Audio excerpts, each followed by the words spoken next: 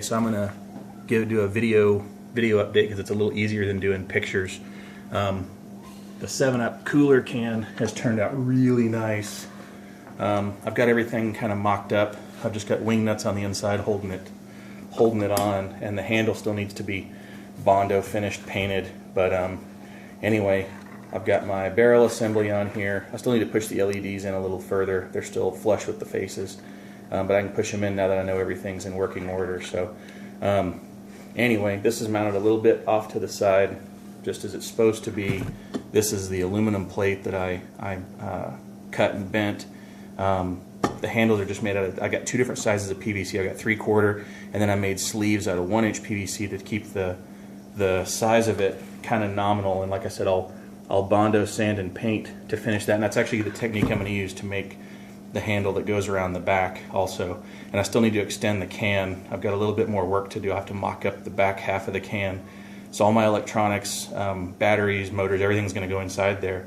But I did want to show kind of my progress right now. The neat thing, the reason this has actually got a hole cut in the front is the technique I'm going to use for mounting a speaker in it is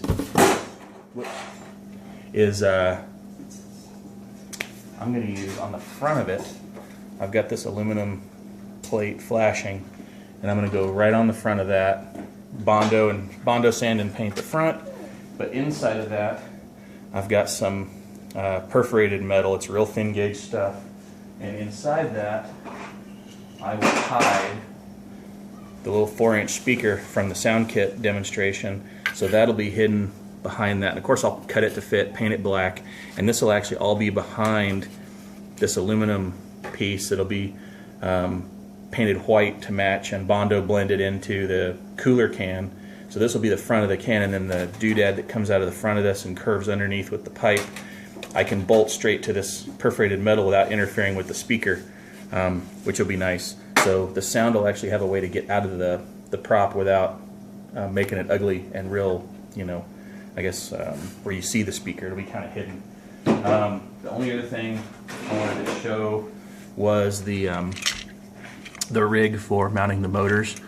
It has 2 drivers on it now, and these are bigger drivers than I had tested with previously. They're still 300 RPM. I printed larger pulleys for them to turn them at it'll turn the barrel about 360 RPM is kind of what the math works out to. I want it a little bit faster, not a lot faster, but faster. And having 2 drivers, they'll share the load, and hopefully they won't burn up as quick, or it won't be as hard on the motors or hard on the batteries with that. And the way this is going to work is the back of this is spaced, designed to fit on like a 1-inch wide, well 3/4 inch wide piece of wood, and I'll mount that vertically inside here. And then what I'm going to do is I'm going to route a slot in that piece of wood for this top bolt here, so that I can adjust. When I get it installed, I can adjust the tension where it needs to be, and then lock it down here, and then I've got a couple of wood screws. I can also pin it on both sides here once it's in place. So the way this is going to work is the belt will come in, the barrel will be on top, and the belt will come in this way, and it'll go around one tensioning pulley. And these will be on ball bearings. I've already got when I get them put together, but it'll come in this way, turn and go around a big pulley on this side, go underneath a big pulley over here, go back up here, and that'll maintain the spacing. And these 2 drivers will work in unison to spin the barrel together. I don't think there's anything else that I got completed.